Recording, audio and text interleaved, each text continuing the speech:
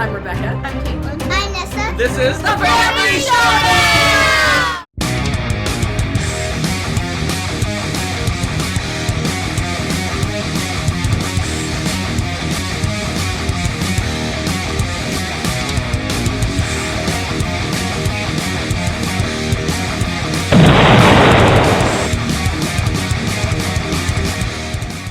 Howdy folks, welcome back to my top 100 games of all time. I'm Hunter, this is Rebecca. Today we're looking at my 80 to 71. Woo-woo. Let's look at some stats, see what we got coming up. Tell us the story. Alright, this is, if you watched the end of the last video, this is the Punition section. Oh, that's right. We got 1 game that went up, 7 games that went down, for various sundry reasons, and 2 that are new games. Let's get it started off with not a new game, one of the punitated ones. And this one's been punished because we haven't played this in a while. I don't even remember the last time we played it. Ooh. And that is Teotihuacan, City of Gods. Ooh, we do need to play this again. Yeah, we haven't played this in a while. Teotihuacan, City of Gods. So this is a heavy Euro game. It's like it's not a 90-minute one, is it? I think so. Is it one of those 90-minute Euros? I think it is. 90 to 120, yeah, there you go. So this one is, I guess you're building a pyramid, doing all kinds of Euro-y things. So the board is a giant rondelle. So you're traveling around the board, with dice. Dice are kind of your workers, I guess. So you're moving your little dice guys around, and you stop on sections, and you take actions of those sections. And if other people are there, you have to pay to take the actions. And the level of the dice is how powerful your action is. And those dice increase, they kind of level up, I guess, as time goes by, and eventually you have to get rid of the dice and ascend them for benefits, but then you start over with little one point dice again. So it's cool. You're going up on different tracks. Tracks are giving you superpowers. It's just like a point salad-y, different ways to score points. You're building little cities of the dead, I guess they're called. All sorts of things. You're putting tiles on the temple, getting tracks, getting abilities, all sorts of fun stuff. I haven't played this in a while, but it does. I want to open it up. It does have these cool. Oh, the tiles, yeah. Cool little tiles. They're not super. They're colored. wood, aren't they? Huh? Aren't they wood? They are. Let's find out. They are indeed wood. So cool little tiles.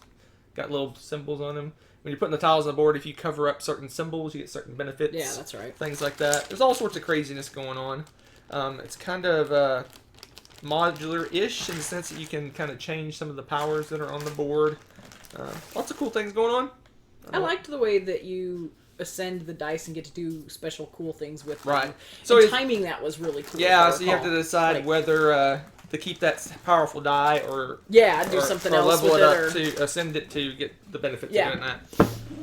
It's really cool. Fun little game, but like I said, I haven't played in a long while, but it's a good one. Yeah, it is. That is my number... That was 80... 80. Oh. Teotihuacan. It was 54 last time. It dropped because we haven't played it. A lot of not played punitation in this section. Not played punitation. Speaking of we played this one recently. But number 79, it was 71 last time. Oh, okay. 40 before that, but then 71 again. It's been on the list since forever. And that is Wits and Wages. Oh, holding steady? Okay. When did we play this last? Game tournament, probably. The year before last. You said we played it recently? That's what your definition of recent is now?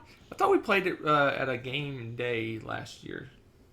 Probably. Maybe. I was thinking when you said recently, though, it meant like this year. How could we play it this year? I don't know, online or something? No. Wits and Wagers. It's a one. trivia game, but it's tricked up. It's like gambling. It's like gambling meets trivia. So basically, you're asked the question. Everyone around the table writes an answer down. It's a numerical answer. Then you put those in order on a board, and then you bet on which ones you think are right, and you get benefits based on how far they are from the middle or the median of the answers. You get more points. But my favorite way to play is Violently? What is this? Vegas! Oh, yeah, baby. Wits and Wages! This player mat is insane. I love this thing. You got it right. You got it right. You got it? Yeah. Vegas! Wits and Wages! Look at that. This is really cool mat, and we pretty much only play it this way now, don't we? Yeah.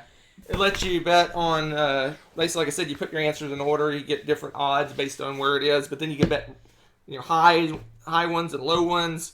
You can also bet on who you think is going to get the answer the closest over here. Yeah. All sorts of fun stuff. I love it. So if you want a tricked up trivia game where you don't necessarily need to know the answer, you just need to know who knows the answer and or play the odds. Yep. Oh, I forgot this is two-sided, too. Yeah, the other side's the basic game. Oh, that's right. Cool. So the mat is totally worth the purchase. And I think Vegas Wits and Wagers is actually available now. Is it really? Oh, that's wonderful. I think so. Maybe I'm crazy. Good. That's good stuff. Anyway, that's my number 79. Excellent. Wits and Wagers. Ta-da! Good choice. Good choice. I like that one. My number 78 is new to the list. Ooh, okay. This is one of those games that is not necessarily my kind of game, but I actually enjoy it quite a bit. It's Clue for gamers. And that is Awkward Guess. Oh my gosh, this game is so awesome. Yes. I love this game. Apparently she loves it more than I do. I do. Awkward Guess. I love this game. I'm happy that this is on your top 100, to be completely honest. I enjoyed it quite a bit. So basically it's very similar to Clue. You're trying to figure out who committed the murder and what weapon, what location, all that sort of stuff, just like in Clue, but it's much more complicated. It's very much a more in-depth deduction game. It's actually got kind of card, I don't know if card drafting is the right word. You have a hand of cards, and basically you're trading that information back and forth amongst the players. Information management. So yeah, you're trading the cards. So I might have a card that's worth 3 points, and I say, okay, I got a 3-point card, and then people can trade me 3 points worth of their cards, and I can decide to make the trade or not between them. And you're just like Clue, you're marking off the eliminating weapons and locations and people based on the whole. If Andy is in the room and Fred is over in this other room and he's with Andy, then that they were together, so they can't be in this other room, and it's that sort of thing. I love too that the information is like leveled, so you have like sketchy information like gossip from the house, like right. the maids and the staff and stuff, right. And then you have like the police report. Toxicology says, this right. is that, and so you've got like these crazy levels. People could lie if they're the bad guy about it, so that might be like a level 1, and it's fantastic. So if you played Clue, you know that there is a little sheet where you're marking off, eliminating weapons and locations and things like that. It's a little pretty simplistic sheet. Well, this is your sheet for Awkward Guess. I don't know if you can see that. Yeah, you can see that pretty well, actually. Little bit more complicated than the I love it. The Clue board game. So it's like I said, it's more gamery. It's more. This is the way I wanted. It's more in-depth deduction. It's like the logic Yeah. puzzles that you might have seen. Like I said, that if so and so's 10 years old and Fred's 42 and blah blah blah, and if this thing happens, then you can eliminate this person. Then this person can't possibly be it. It's that sort of deduction type stuff.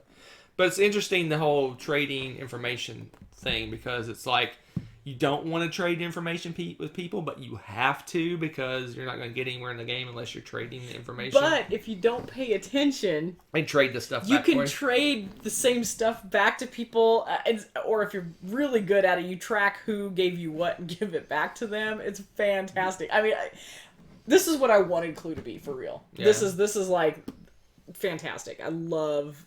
This is the mystery. And it actually worked decently 2-player. It does. Other than the fact we tied exactly. We did, but I think that's just because we're that darn good. I mean, but it was so funny because, we played this 2-player, which Clue is horrible. I would never even contemplate. I don't know if you can even play Clue 2-player. Well, if you can, it's a ridiculous idea. This is awesome. And you don't get as much information cycling through, and it's really easy to hose each other up with. Well, you actually cycle through the cards really fast, but you're discarding cards. Well, you're potentially losing out on this information, right, because of the way it cycles out. But I mean, it's going to happen that way because people are going to withhold information from you too. So it balances really well between doing a group game and that. So I'm a fan. I'm a fan. I'm very excited to see this on the list. My number 78, Awkward Guess, new to the list because we just recently played it. Well, not recently. It's a good one. We played it since I last made my list. All right, here's number 77, another Punition, a not played Punition, a big one. Dropped 44 spaces. 33 to 77, because we haven't played this one in a long while. Okay. But I love it. But now I'll play it again someday. Okay. And that is Clans of Caledonia. I swear we just played this last year with No. We didn't? No. Are you sure?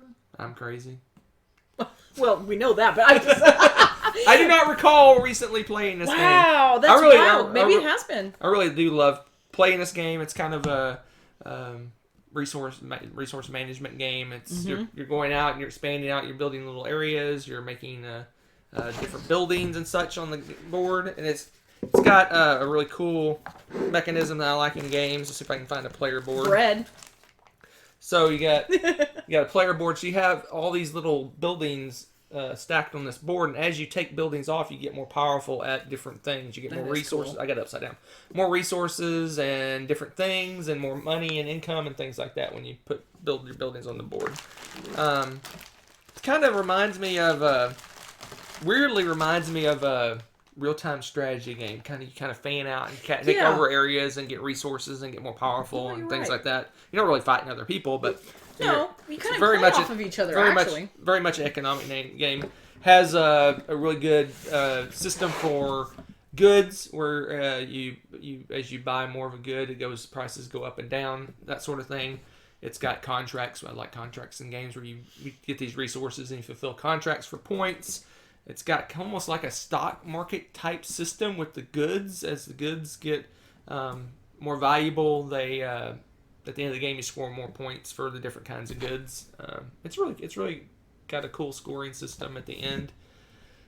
Really quick game. It plays in 2-player games about an hour. 30 minutes a player probably. Oh, that's what it says. 30 minutes a player. So there you go. So it's kind of a economic resource management stock market-y kind of game. Not really. Kind of like Raccoon Tycoon, if you played that game. Stock market with the goods, prices of the goods fluctuating up and down. Really cool game. I want to play it again. I don't think we played it recently.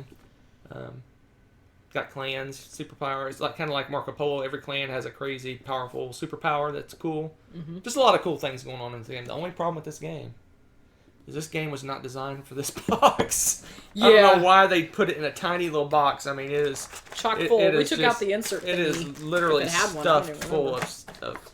And the lid doesn't even close all the way. Yeah. So, there you go. Clans of Caledonia. My number is 77. Maybe we'll play it, and I'll remember playing it, and it'll go up. Right? Because it is. You're right. This is a really good one. So. All right. Let's move on to a new game, brand new game to the list. This one, I think it's yet another one that Rebecca probably likes more than me. Maybe, probably. New to the list. I heard good things about this game, and it came back into print, and I was at my friendly local game store last year, and I went and snagged it. It was towards the end of the year. I think it was around Christmas time-ish. And that is Glenmore 2 Chronicles. Oh, yeah, that game is so good. This is one game, among others. This is one game that Rebecca spanks me at, man. I do destroy She always beats me at this game. I don't know if I've ever won. We played this game 3 or 4 times. I don't think I've ever won this game. But I still love it. It's a fun little game. It's got a kind of a, I don't want to say a rondelle, but it's got a cool tile selection. You're selecting tiles. And it's you're on like this little track going around in circles, and you can jump forward a good distance and grab up a powerful tile, but then you're foregoing other tiles to get it. So you have to kind of, do I want to go really far forward and give other people potentially several turns, or do I just grab the next one in line and potentially get a turn pretty quick? So lots of cool things. You're putting those tiles, you're building like a little city, I guess, or area, civilization. I wouldn't say it's a civ game, but you're building like a little city. And you have little guys that you're moving around on those tiles to activate them, and there's benefits having them close to your starting point, and there's benefits for having them fanned out because you can only add tiles adjacent to where your workers are. So it's cool. Got a lot of cool mechanisms, a lot of fun things going on. It's got another sideboard where you're collecting benefits that you're moving around on. A lot of cool things, and it comes in the box with all these modules that the reason they call it Chronicles is it comes with all these Chronicles that you can add in to the game. Oh yeah, we've been making notes of which ones we've tried. So we've got all these different Chronicles that you can add in. And they actually made them look like little books. I love it. And we've played twice without anything, and then we added 1 and 2 in. We're just going to work our way through all of them. We're making little notes of which ones we like and don't like, so that when we play again, after we go through them all, we know which ones to pick and choose and put in. So very exciting. Really cool Euro game with a lot of cool mechanisms. New to the list because we just got it late last year. Such a good one. Glenmore Chronicles, aka Rebecca destroys me at it.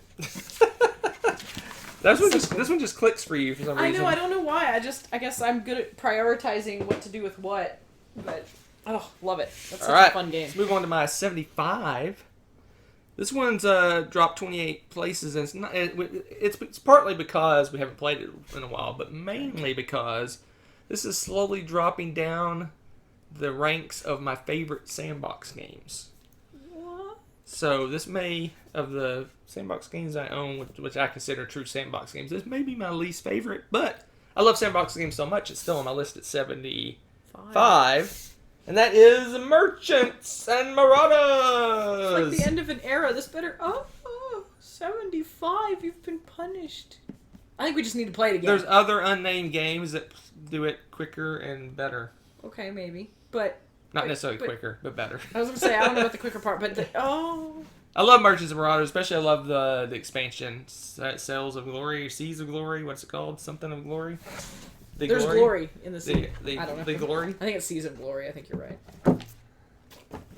Now we must discover this Seas of Glory. Ta-da! Oh, this is such a fun game. So if you're looking for a pirate sandbox game, this is it. It's a very long game. It takes a long time to play. As do most sandbox games. They do take a long time to play. This one's reminds me a lot of Sid Meier's Pirates game. It's really cool. So basically, you're traveling around the Caribbean. You're attacking other people. You're attacking merchants. You're running away from the enemy ships. You're merchanting. You do all sorts of things in an effort to try to collect as much money as possible. There's several ways to score points. Mainly, one of the most common is banking a bunch of money, but there's other ways to get victory points as well. You can chase rumors. You can upgrade your ships. You can, with the expansion, it has wind. The wind affects which way you can go, and there's all sorts of craziness. There's a storm, and crew morale is added. Yeah, you can have a mutiny. You can make them walk the plank to. If their morale gets too low, you start killing mutineers. It's a really cool game. Like I said, it reminds me a lot of Sid Meier's Pirates, one of my favorite games of all time. Really cool. Lots of cool little bits, but it is got some issues with the game length, because if you do go into port and you're doing port actions, that can take a long time because there is a laundry list of things you can do in a port. You could move on to the next person because it kind of ends their turn. But you might want to know what they're doing. if they're upgrading their ship or doing some weirdness, you might not want to roll around down. Why do you have 20 cannons now? But it's really cool. It's got a cool combat system. It's got a cool merchant system. It's got a lot of cool things going on. So if you're looking for a really super duper thematic pirate game, this is the winner. This is the winner for me. Yep. I think it's my favorite true pirate game. I don't know. I'm not gonna look. Probably. I'm pretty sure it is. But I love it. It's fun. It's a lot of fun. It's one of those it's kind of epic-ish. You're gonna make a day of it playing it. If you're playing 4 players and going hardcore with it, it's gonna take you 3-4 hours. What does it say actually? 180 minutes. That's probably setting it up and teaching. That's probably on the low side. That's probably a quick game. If you do a quick game, you probably could do it in 3 hours. But anyway, that is my number 75. Dropped 28 places. Merchants and Marauders. It makes sense. But such a good game. All right. So if you remember last time when I teased this video, if you watched the last video, I said there is one game that went up. It was not on my list technically last year. It was at 105. Oh. Went up 31 spaces to 74, and I have not played it. I've only played it once and haven't played it since. So it's not like there's an expansion or something that explains this? As time goes by, I want to play this game more and more again. Okay. The more I think about it, the more I want to play this game. Okay, now I'm intrigued because... It is Indonesia. Splatter game I played at Board Game Geek Con. And I loved it. And for whatever reason, I kind of, I guess, punitated it because I was like, it was only one play and I wasn't sure about it. But man, I really want to play it again. So much so, it moved up my list. So Indonesia is a Splatter game. Heavy, crazy Splatter game. Yeah. It's got basically your shipping companies and or goods producing companies. So some companies produce goods. The goods have to be shipped to market. You can ship it through other people. You can ship it with your own shipping companies. So you're building these companies, and it's kind of interesting. They start out in like a city, and then they kind of fan out on the board. You're putting little chips down as it grows like an amoeba across the board. And you can do mergers. You can basically say, I'm going to merge with your company. And then we start bidding to see who can outbid each other to take over each other's companies. Ooh. It's got a neat progression. You go through different eras of production, and you can merge companies. You can even merge, I think, a rice company with something else, and you get another type of company that's like frozen food company. Really?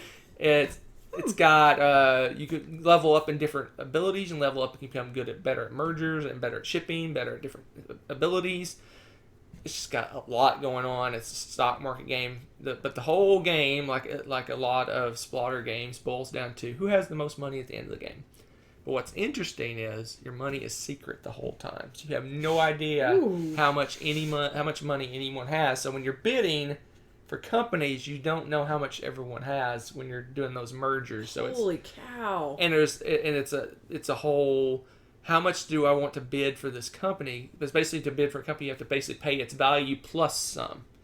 So you basically, I think you get the baseline for bidding is the value of the company, and then you have to bid more than that.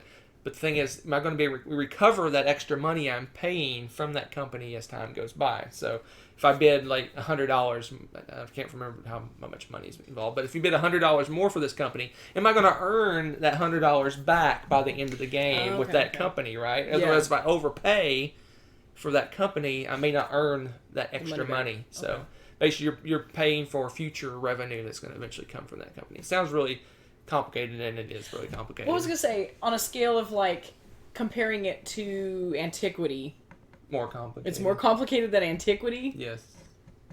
In my opinion.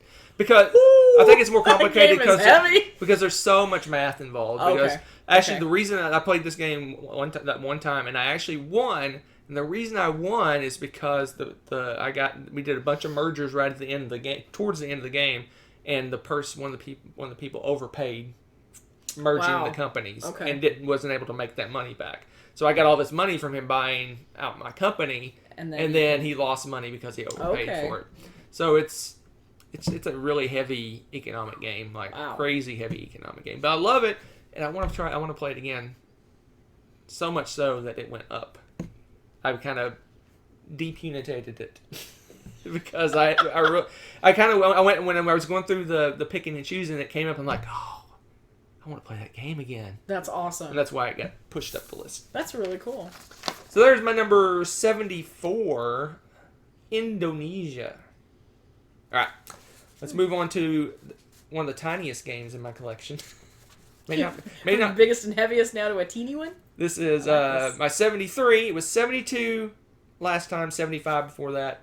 Wow. So stable. Kind of hanging around the same area. Because I love me some The Resistance. Oh my goodness. I should have known. Yeah, it has stayed almost in the exact same spot for a long time. This one is just it's a evergreen for you, right? You stole my word. What? I was gonna say that. Read your mind. It just this one is just like the social deduction game that just keeps hanging around because it's just so straightforward. It's so easy to teach. Yeah. It's one of the most in your face kind of social deduction games in a way. There's a lot of accusations going Oh, around. that's true. A lot of you start out with almost no information, and then as time goes by, people start accusing each other and coming up with weird reasons why the people are bad guys. And True. I love it. It's a fun game. It may have been the first social deduction game we played. If not, it's like the second. I think it right might up be there. the first It might one be. we played. Anyway, I got Yeah, one of the. I think I got the original version of the game. It's the first edition, way back 2010 version. Way back when. Anyway, it's a straightforward social deduction game. You're basically half the people are the resistance, half the people are corporate people, and you're just trying to win a certain number of rounds. So basically, it's done by voting, and you go on missions, and if missions succeed or fail, whoever it's like first to 3 out of 5 or whatever, depends on the number of players. I think that tricks that up a little bit, but just a really good game. Plays fast. It's about 20-30 minute game. Some of my best gotcha moments are from this game where people have completely snowed me or I've tricked people. Yeah. It's just really the kind of the reveal of who are bad guys. It almost always like, what? There's a lot of the what just happened moments in this game. It's a lot of fun. I love it. It's a fun game. It's, like I said, straightforward, easy to teach, and still holding strong after we got this game probably 7-8 years ago, maybe. Oh, at least. Yeah, so. At least. Yeah. I mean, it's been around long enough that I liked it. We played it to death. I got sick of it. And because of yours and one of my other friends' enthusiasm for it, it's like coming back around again for me. Like, it's just gone full circle because we've had it for so long and played it so much. Yeah. In fact, ours is kind of, I think the cards are starting to look like a little older, aren't they? No, they're fine. They're pretty good. They're fine. Yeah, they made nice quality cards, so they've survived all this time. But the new version's red box with a lady on the front. That's right, it is. Looks different. Ours is old and gray and dull looking, but I still love it. So, my number 73, La Resistance. Vive la Resistance. All right. Let's move to another game that's been hanging around on my list for years. Popped in first time on 2016. Been on the list ever since, but slowly. Okay. And not consistently. I can't say that. Slowly going down. Okay. Just because it's... If I was to think generic Euro game, Okay. this would be one of the first games I would think of. And that is The Village! Oh, yeah. Okay. But yeah, you have always loved this game. I love it. A lot. I don't know why. I just I do love too. this game. It's fun. It's a fun little game. Well, Very Euro-y. yeah. Um, Well, just the unique way you use your meeples in this, I think, is one of the reasons it's so cool and it's stuck around. Yeah, so it's a worker placement game. You're going to different spots on the board. You're taking actions on the board. Most of those actions require cubes, different color cubes to activate those actions. And there's actions that let you collect cubes. You're going out on a little boat and doing little missions on a boat. We have the expansion. There's a port and inn, I think, are the 2 expansions that add even more to the game. But it's got an interesting mechanism as your workers, different generations. So the first workers you're putting out are the first generation. And as time goes by, you have to start killing off the first generation. And your second generation, kill them, they get old, and they die. you kill them off. You pick and choose which ones to kill. No. They get old and die. So you have to. There's spots on the board where you go to, and your worker stays there, and until he dies. So those type of spots you want to put your younger generations, your second, third, fourth generations, put those on there because they're less likely to die. And then the first generation, you use those for just the spots you go to and immediately pull them off after you're done. Yep. It's a really solid Euro game. It's very straightforward. I enjoy it quite a bit, but most would consider it a pretty generic Euro because you're getting cubes, you're spending those cubes, you're getting like wheat, use the wheat to do other things, you're building plows. It's so funny because we call it the generic Euro, but there's so few Euros like this that actually have the workers aging and dying, and then also beyond the that, cube. But no, it does a lot of the same things. I get it. Yeah. And it has the same play time. It has the same weight. It has like a lot, like you said, the generic theme, but it really is pretty unique in a lot of ways. Let me see if I can find a player board to kind of show you what I mean. So when you're taking actions, some of the actions require time. I don't know if you can see it, but you're going around this board. You're spending units of time as one of your resources, and every time you go across the little bridge at the top, one of your lowest numbered meeples die. So your first generation, and then your second, die. So part of the angst of going to spots is that spot might cost me 3 time units or something. It's like, oh, do I want to do that because it's gonna kill off my workers? But no, Uncle George. and your little workers, again, I don't know if you can see, they have a little. Let's see if I can do it. See, they have little numbers on them to tell you what generation they are and stuff. Just like to that. remind you that your days are numbered. Yeah. And it's really cool. I enjoy it. I mean, like I said, it's pretty generic, but it's a fun little Euro game. I enjoy it. There is some. You're right. It does add that extra level of decision making of how do I utilize those workers and aging and dying. But when they die, they go off to the graveyard, and you actually can get potential benefits for them going to certain parts of the graveyard, depending on where they died. If they die in the church, they go to the, I don't know, anyway. Make it look like they die at work for the insurance money, right? I guess. All right. Here we go. My last one this time, my number 71. It's time for another Lacerta. It's time for another Lacerta. Ooh, okay. So last time I'm trying to think which one it'll be. To spoil my list from last time, we had Escape Plan. Just up the list to 71 is my next favorite Lacerta game. I'm not gonna peek. Which one do you think it is? I'm gonna. No, don't spoil it. The gallerist. Ah, I would have been right. Yeah, that's awesome. The gallerist. This is a lot of art. A lot of Lacerta's fans' favorite Lacerta game is the gallerist. It's again, like I said, with the escape plan last time, it's like super high, super thematic. He makes the most thematic Euros, in my opinion. You are a art curator, maybe. So you're running a museum. You're doing all sorts of museum-y things. You're going out and hiring artists. You're taking those artists and having them make paintings. You're taking those paintings. You're putting them in your gallery and putting them on display. Then you're selling those paintings, and it's just kind of the full cycle of that. Meanwhile, you're trying to increase your reputation of your museum across the world, become the most coolest, greatest, funnest museum in the world now. It's got a lot of cool actions. It's got a cool, interesting action selection system where you work in action selection. You put your worker in worker placement. Put your worker out there, and then when it gets bumped, if another person comes along and bumps you, you get like a secondary action for getting bumped. Got all these little meeple guys that are moving around the board. There's people that are buying art and different types of things. It's kind of like an AI sort of thing of how the meeples move around on the board to go to different areas. I gotta show off the art. Oh, okay. The art is too cool in this game. And this is an Eagle Griffin, so of course it has an amazing insert. Oh my gosh, they do a the fantastic here. job. Fantastic job. Pull the board out. Do ya? Okay. Oh yeah, this whole. Look at this. So you can tip it over without tipping it over. So you have these different pieces of art, and they actually have real unique artwork on here. So you can see the different pieces of art, and they have easels. You can stand them up on easels. Those are like the super cool art. Yeah. You can get. I forget what it's called. It's got a name for the cool art. Yeah, they have different. Can't remember what it's Some called. are modern, some are a little less so. Like you can see the. I don't know what it's called. Hard. Don't know what it's called.